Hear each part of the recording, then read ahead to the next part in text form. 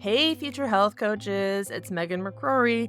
I know you guys are interested in careers that make a real impact. Otherwise, you wouldn't be listening to Becoming a Health Coach. I want to give you guys a sneak peek on the Black Friday deal that IIN is offering. That's the Institute for Integrative Nutrition. You can grab a massive 45% discount when you use my code MeganMcCrory20 or the link in the show notes. Either way, you'll get that discount. I signed up for this 6 years ago, right now in November, and it changed my life, as you know, if you're a listener. So join into a really great community. You can turn your passion into a business. We talked about that in the last episode. Head over to the show notes and click the link or use my code MeganMcCrory20 to take advantage of this really, really good opportunity. They only offer this massive discount once a year. And if you already had the health coach training program, you can use the same code, the same link for 35% off all the other courses, including the Chauffeur certification courses.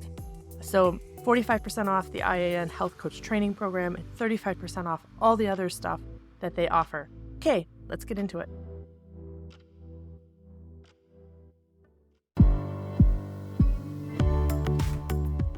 Hello and welcome to the podcast all about becoming a health coach. I'm Megan McCrory, health coach in training at the Institute for Integrative Nutrition. Each week I review what I've learned and how I'm applying those lessons in my life. If this is your first time tuning in, I'm happy you found the podcast and a very special welcome to you. You may want to go back and listen from the beginning to hear more about my health coaching journey. I want to take a second to say thank you to those that have rated and posted a review of the show on Apple Podcasts. That means a lot to me that you took the time to do that, and I really enjoy reading the reviews. So thank you very much. Let's dive into episode 18. Every few weeks, I take a break from talking about the class, the modules that are in the class, and instead I turn the focus completely on how I'm building my business and using the tools from the course in my life. So this week is a life update episode. If you want to hear some other life update episodes, check out episode number 6 and number 12. So it seems like I'm doing every 6 episodes a life update. I'm not sure. I didn't plan it that way, but it's very consistent. So let's call it every 6 episodes. So my last life update in episode 12 aired just before we learned about the 6-month program. You may have noticed that also my release dates of the podcast took a big break over the summer. I started traveling a bit and my schedule was like completely out the window. So this life update will actually cover quite a bit of time, actually almost 6 months.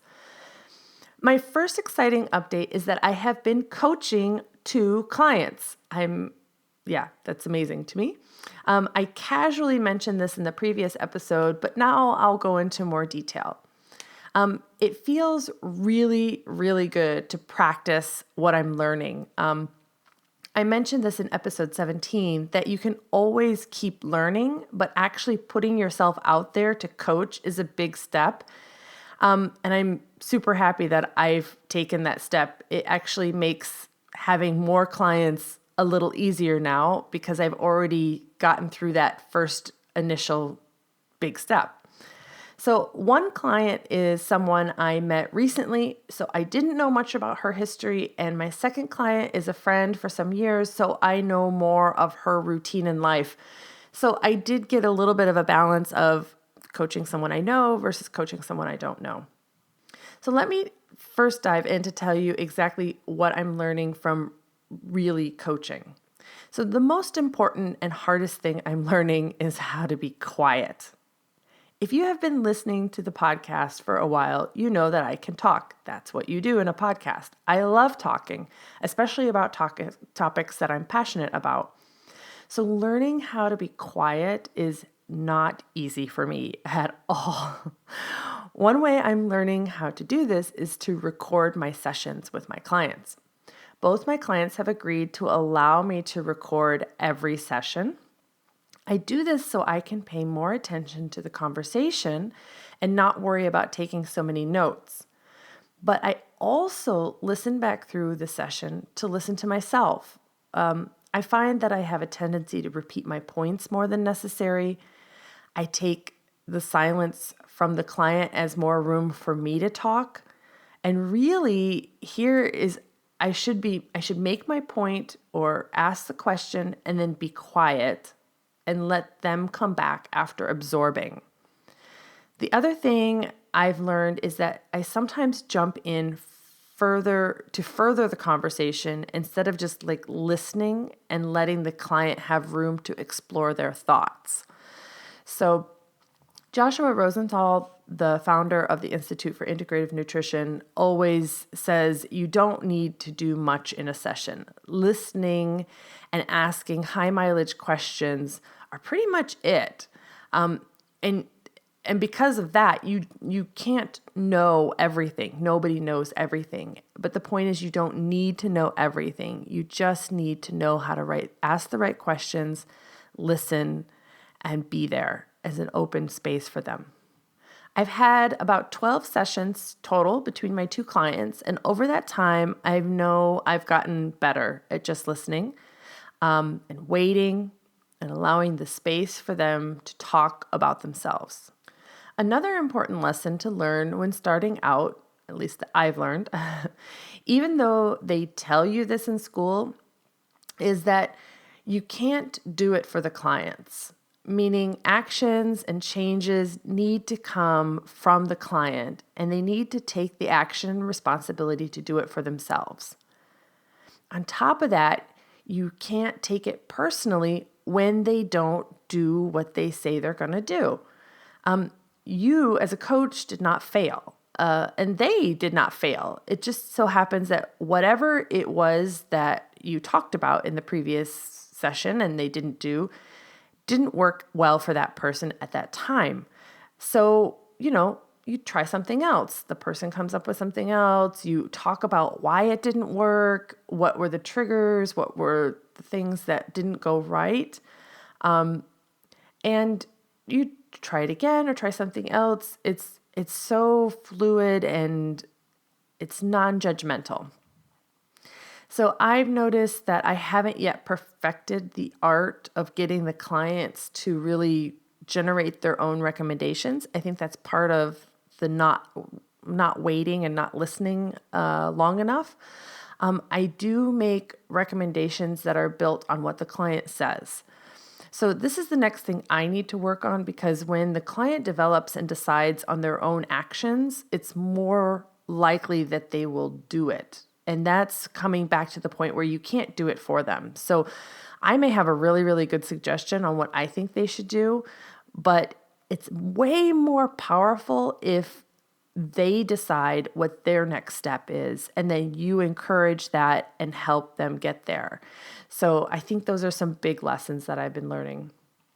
Along these same lines, it's been very difficult for me to meet the client where they are. So, I might have a bad day, they might have a bad day, you never know where each other are. And I tend to push a little bit too much, and I need to be very careful about that.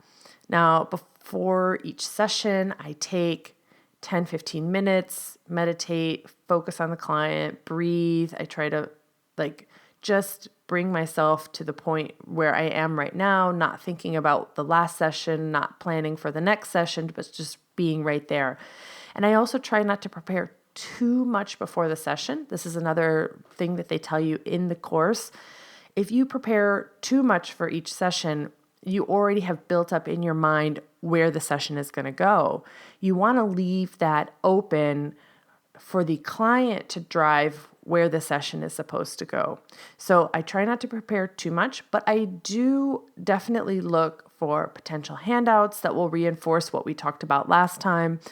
I listen to the last session, or I review the notes that I've written. But other than that, I try not to imagine where they are in their progress.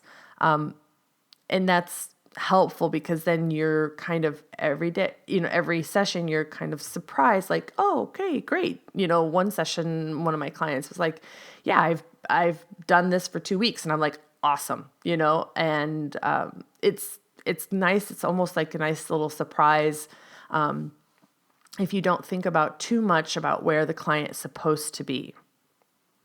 So like I said, I've been both pleasantly surprised and disappointed during sessions, but I also need to work on my own reaction because my face does not lie with my emotions. If I am disappointed, you can see it on my face. So, and likewise, if I'm happy, you can also see this on my face. So I think I need to not to fake that I'm disappointed, but I also need to not get in a place where I will be disappointed. Does that make sense?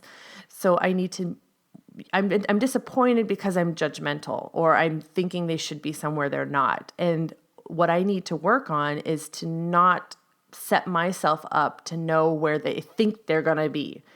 And then I'm not disappointed. I'm just always in a place of love and compassion and openness for them wherever they are.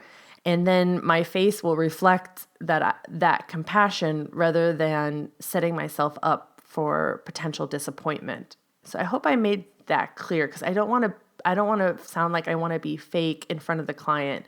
It's really a true, authentic trying to not go in to the session with any preconceived ideas. So the last thing I want to tell you about in regards to coaching is learn to ask great questions. And anybody can do this at any time. You don't need a coaching course to learn how to ask great questions. There's so many books out there. There's so many resources. And this is just an amazing, and it's so practical also in your everyday life.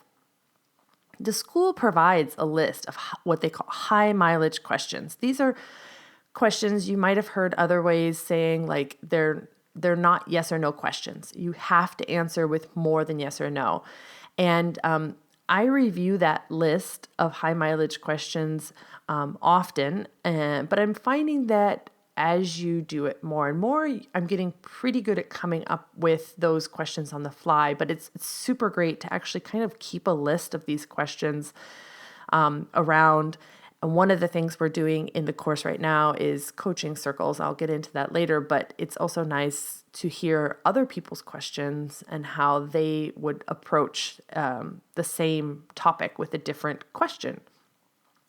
These questions are also like you can have future-based questions, past-based questions, there's a lot of different ways to view those questions. And from my kind of limited experience, I think asking really good, thought-provoking questions and then being quiet are basically the two keys to being a great coach.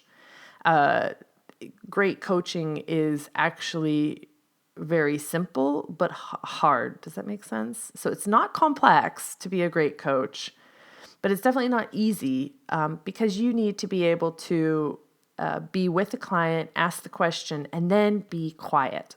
So those are the areas I will concentrate on improving. And like I said, you can do this without any training or clients. The next time you have a conversation, try to be completely present with the person. Don't think about what you want to say. Just listen. And then when it's the right time, ask a super great question to let the other person dive deeper into that topic. And try it. Let me know how it works for you and how your conversations change with people. You can send me an email at becomingahealthcoach@gmail.com, or you can leave a comment on the show page at mybestself.fit. Try this with people who you want to maybe get to know better or people who you struggle having a conversation with. There's a couple people that I struggle having conversations with, so it's super fun to use this technique with those people to further a conversation where you're not really sure what you have to bring to that conversation, but you want to keep the conversation going.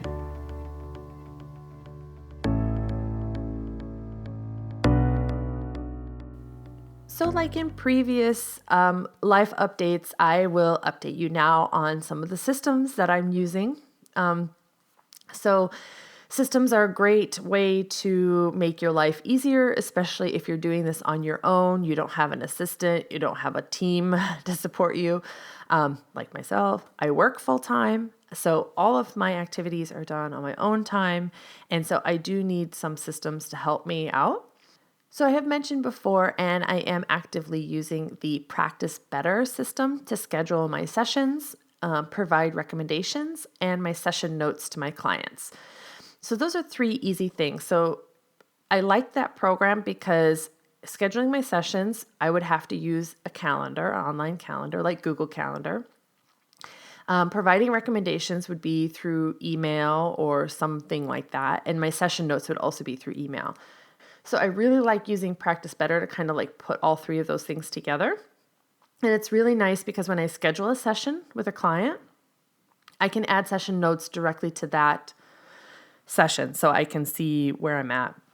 I'm still using the free version of Practice Better because since I only have 2 clients at the moment, but I am excited to move into the paid version when I'm ready to like host a group online program or more self-directed programs, or if I just have more clients.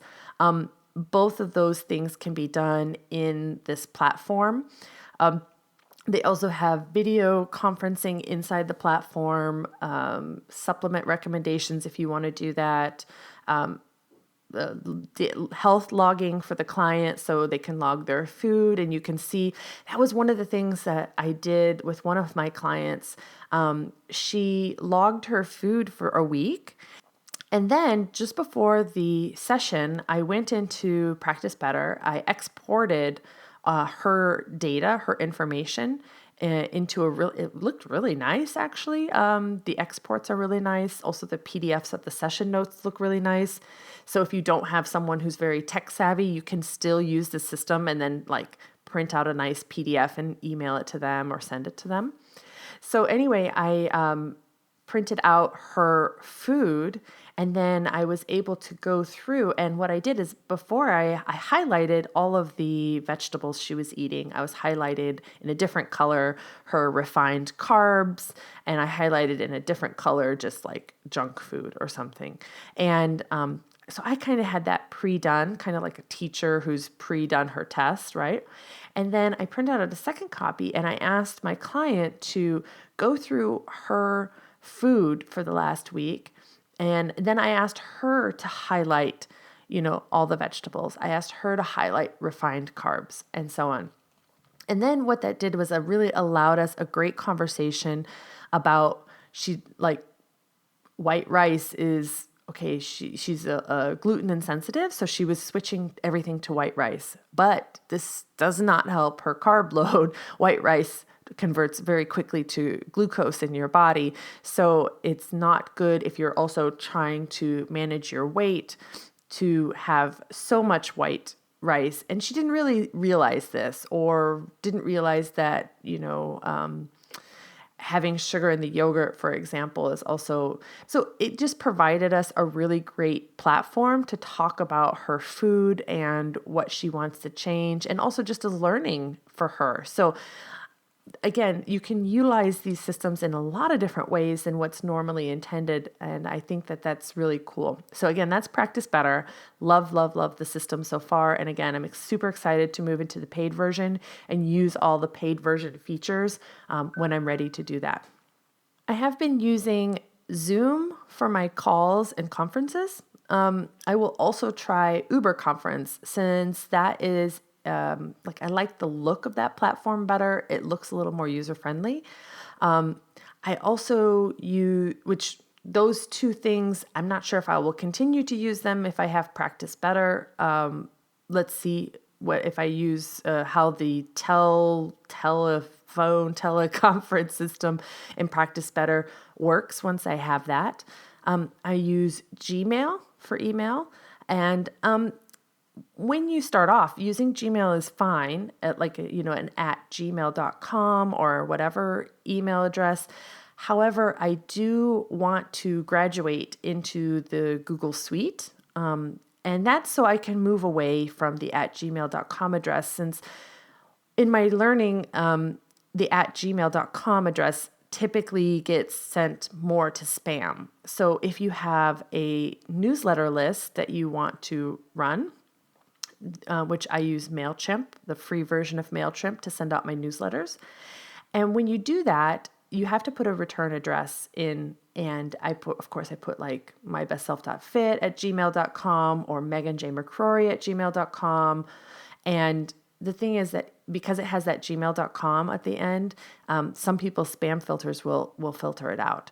Now, I've asked my colleagues and my newsletter people who, if they get it or if it goes to spam, it's fine. It goes to them. But these are people that I have also in my personal life. So like I said, I'm going to try to move into that G Suite so that I can have an at mybestself.fit address, for example, which would be better in the long run anyway. And it also looks a little more professional when you can get away from the @gmail.com address.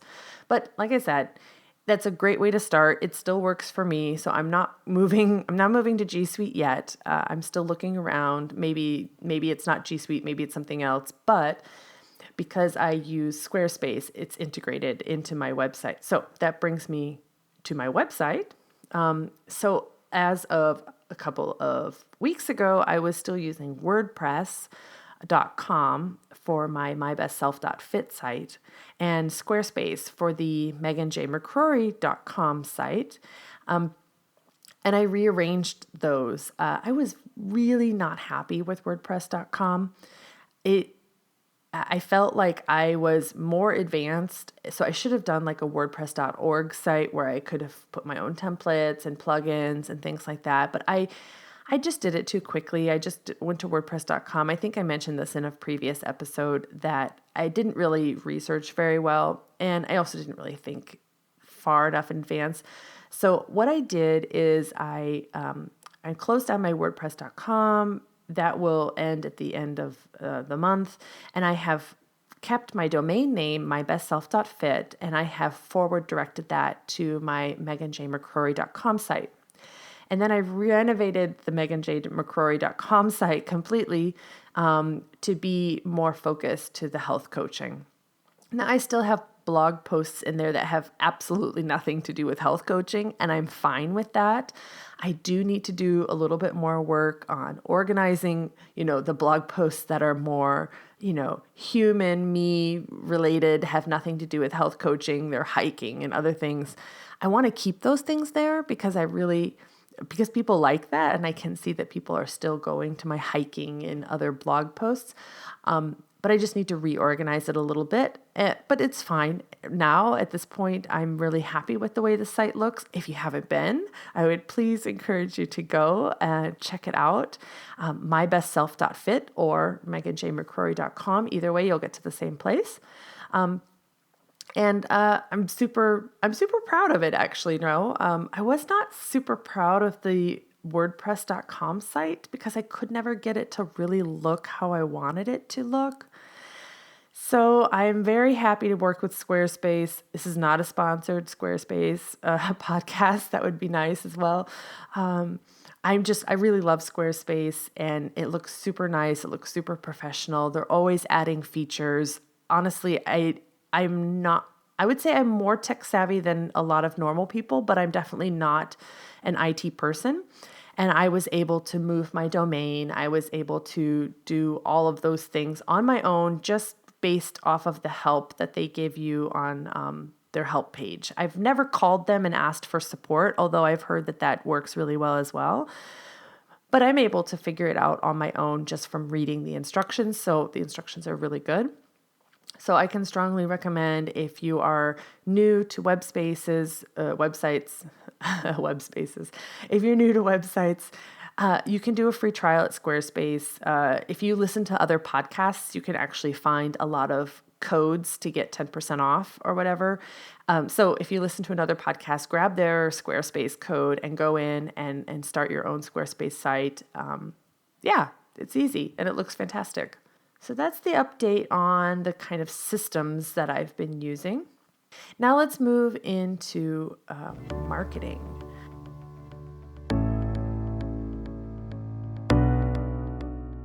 Marketing is new for me. I haven't done marketing in the past. So everything I'm learning about, so IT stuff I kind of learned in the past by myself because I'm interested in that kind of thing. But marketing is definitely something that I'm learning on the fly.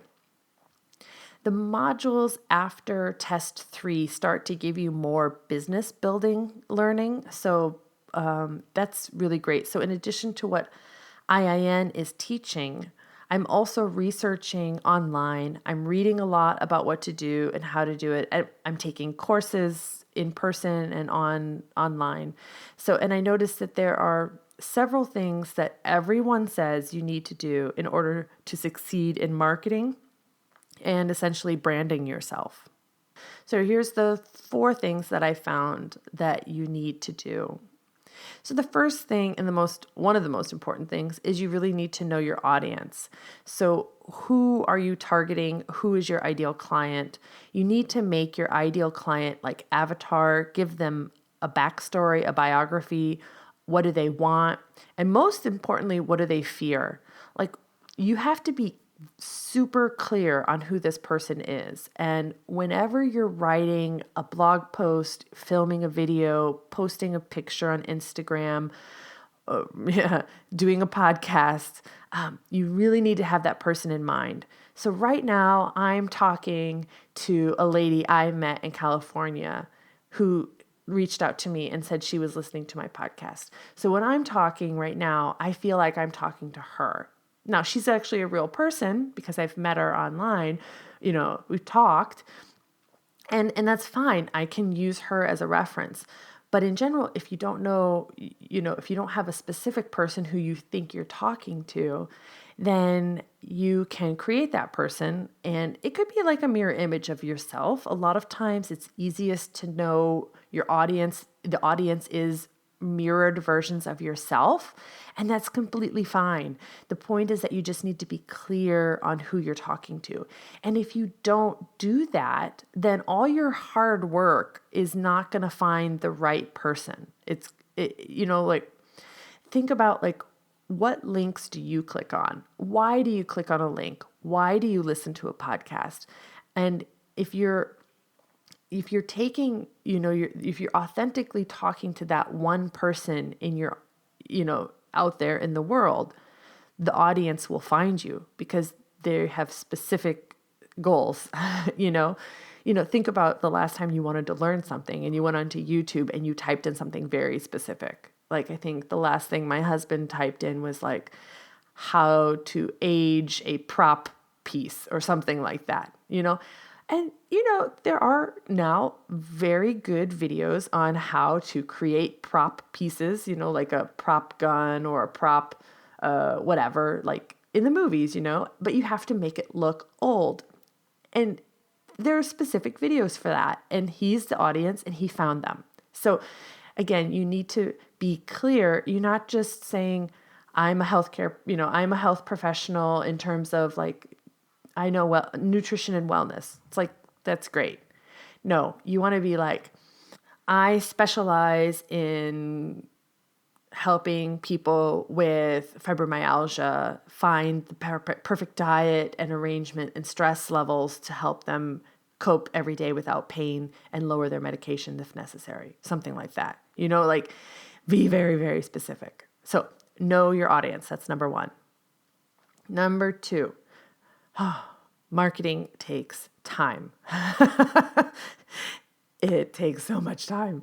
You can always find ways to minimize the time by creating content that can be used across multiple platforms. So again, if you're someone who's got multiple irons in the fire, you've got kids, you've got a job, you've got dogs, you've got husbands, you've got church, you have all these things going on, and you still want to make this a priority in your life. So number 1, you need to establish it as a priority and make your time available.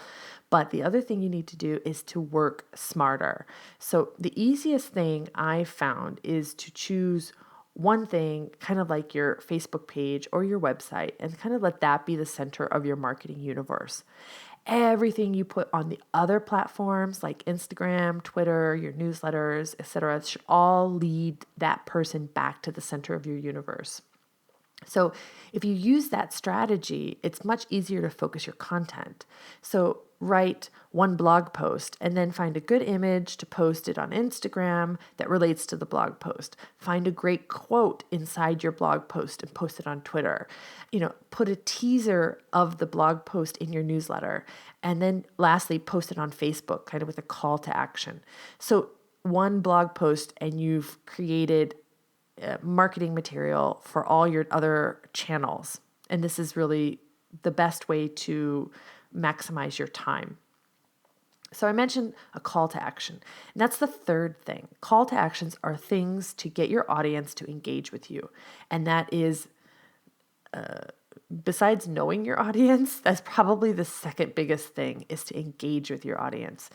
An easy call to action is just to ask them to comment on your blog post or click a link to get a free handout related to the blog post. So I'm just starting to use these and it works. I've had a call to action in this podcast. I've asked you to email me and you did it. And it was so exciting. So it's really amazing when I receive an email from one of you guys. And I'm so touched that you're, first of all, listening to what I have to say. And second of all, that you were moved enough to take the time to write me an email. And I mean, I'm simply just blown away. So keep those emails coming, but also see how a call to action works. What works for you? Repeat what works for you and use that in another way. I am coming up with a new call to action right now. I'm working on it. It is just a PDF checklist that I'm going to put together. And I'm using, and I didn't mention this in my kind of systems update, but I'm using canva.com.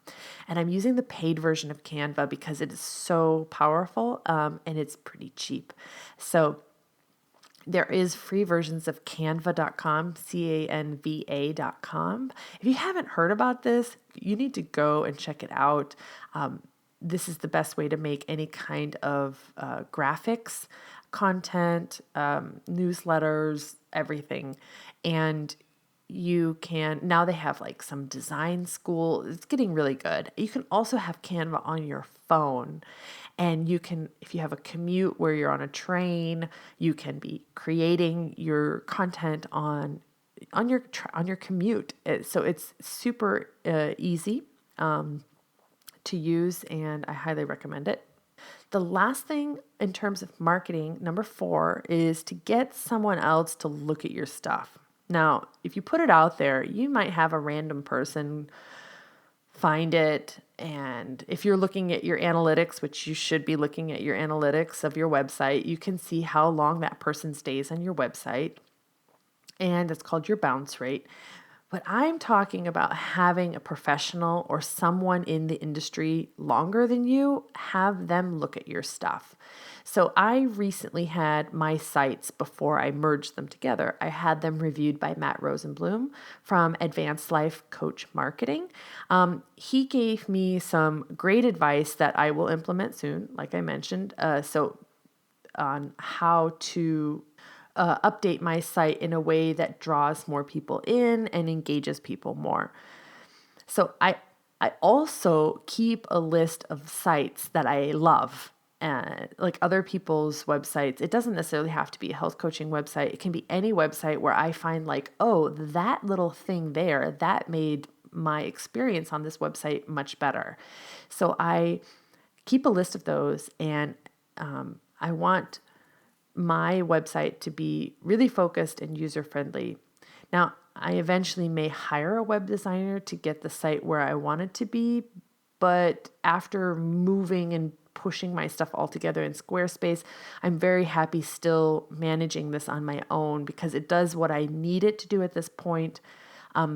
If I need it to do more in the future, like I said, I might have to get a designer, but at this point, I'll just keep doing it myself. I really like to have the control over my stuff, but again, if limited time. So I also need to get some good headshots. So typically a lot of my pictures are of me kind of in the mountains, and I've been hiking, so I look a little red-faced and whatnot.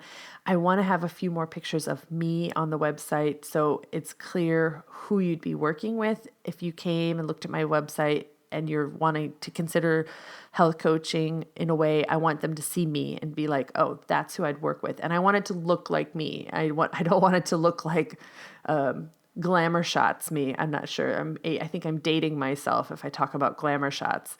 Oh, tell me, drop me a line if you remember glamour shots, okay? Those look nothing like me. So I want that to be real, and I want the website to represent who I am, but still have that effect of drawing people in and getting them interested and having them stay, read the blog post, listen to the podcast, that kind of stuff. Those are the 4 things I have for marketing.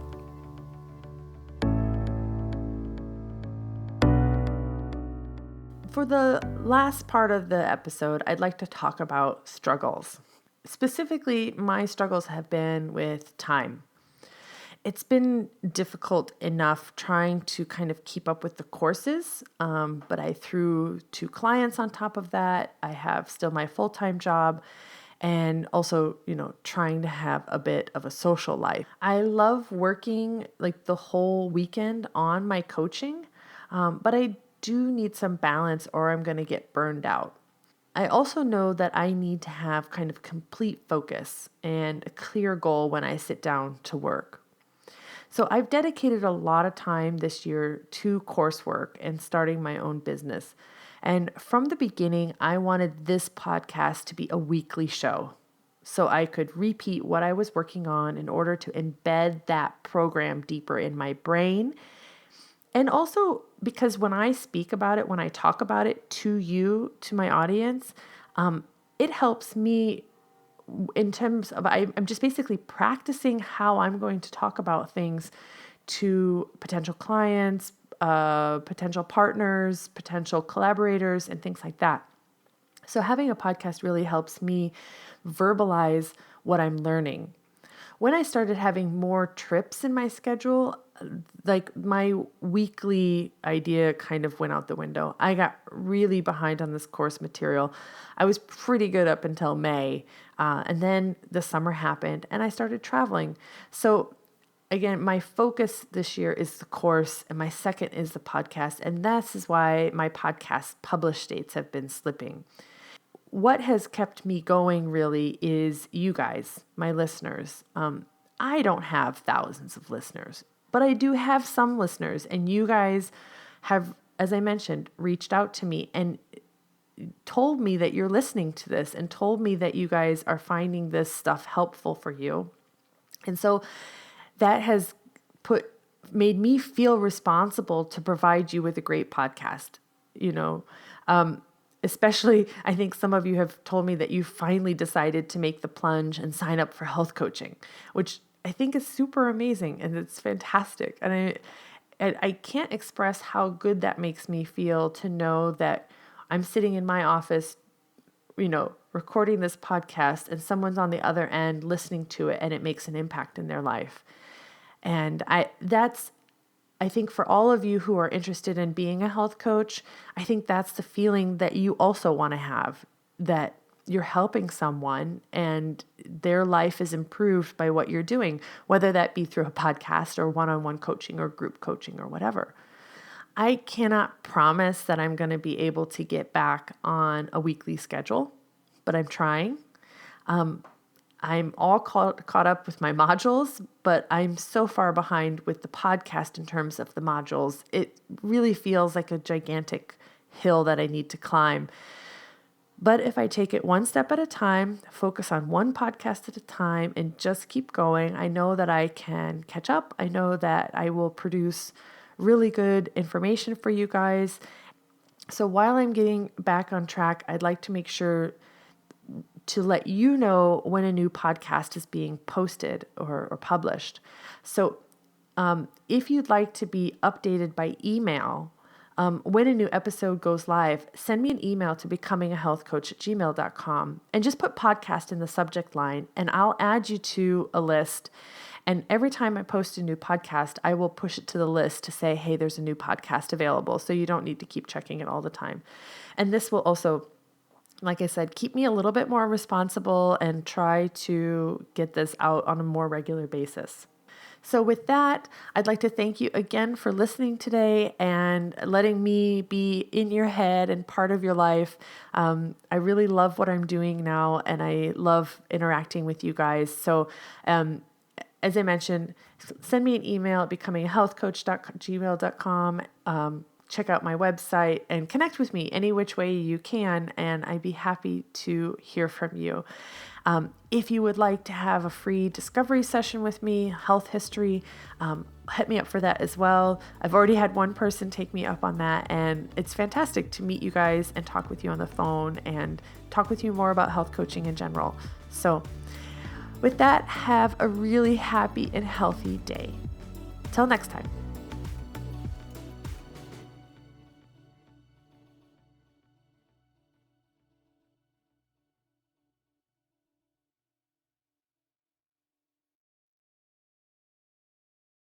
Hey, you're still listening. Great. Okay, now I can tell you about my 12-week goal setting session. So in this 1-hour session, I'm going to help guide you through a powerful process inspired by the best-selling book, The 12-Week Year. I know everybody at this time of the year starts to think about year-long goals. And I would argue that year-long goals are really hard to contextualize. What is going to be happening in a year from now? You have no idea.